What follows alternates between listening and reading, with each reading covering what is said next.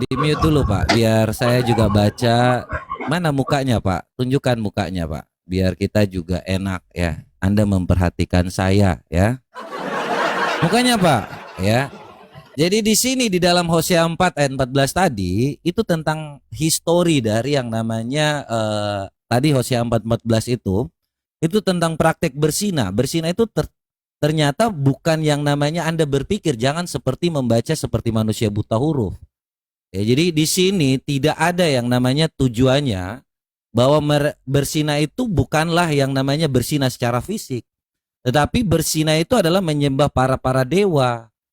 Ya, tetapi di sini Tuhan tidak menghukum mereka karena Tuhan itu tahu bahwa apa yang dilakukan praktek perzinahan itu mereka lebih dahulu telah melakukan yang namanya belum adanya hukum, kemudian Tuhan mengingatkan kepada mereka. Ya. Jadi baca ayat selanjutnya. Nih. Nih, jikalau makanya baca ayat selanjutnya. Jika engkau ini berzina hai Israel, janganlah Yehuda turut bersalah. Janganlah pergi ke Gilga dan janganlah naik ke Bet Awen. Ya, janganlah bersumpah demi Tuhan yang hidup. Jadi di sini disampaikan bukan berarti namanya berzina yang benar. Jadi baca Alkitab itu jangan seperti manusia buta huruf. Ya, saya berharap teman-teman, ketika Anda ngomong tentang suatu perumpamaan, Anda tidak mengerti, Anda mulai comot satu ayat terus mulai ngomong, ya. Jadi kalau mereka itu berzina, ya, hai Israel janganlah turut, Yehuda itu turut bersalah, nggak boleh, ya. Jadi ini jangan bersumpah demi nama Tuhan. Jadi itu tentang persinahan atau tentang yang namanya para dewa. Terkait dengan Matius tadi, ya, itu jangan lagi Anda nggak ngerti bacaan perumpamaan, ya. Terus Anda mulai dengan seenak jidatnya omong bahwa oh ini adalah segala sesuatu yang tidak benar. Ya, kita bacakan aja di dalam 1 Korintus, ya. Oke, buat Rizal yang suka framing, saya suka framing seperti ini. Tapi saya harus buka data supaya teman-teman tahu ya bahwa kasih itu apa, kasih itu sabar, kasih itu murah hati, kasih itu selalu dengan yang namanya kasih itu pasti ada kebaikan.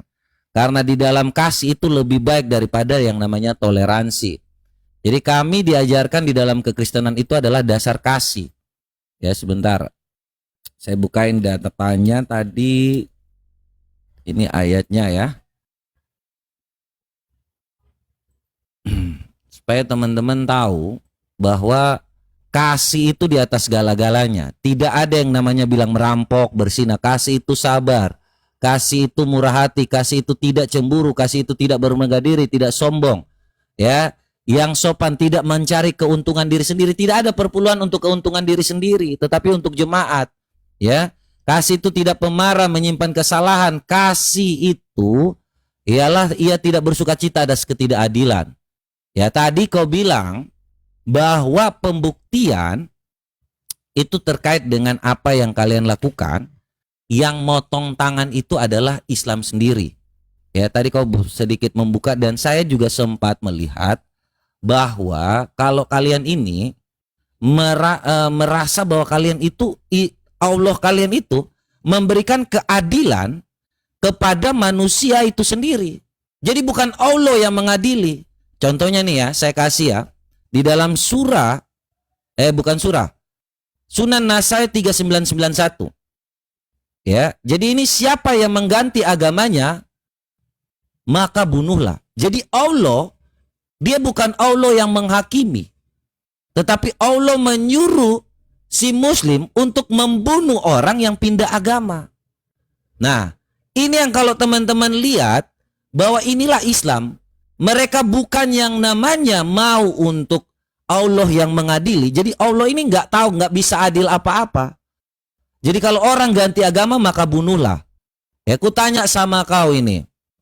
Ya, kalau kau memang mengerti tentang syariat Islam, apakah benar ini di dalam agama kalian?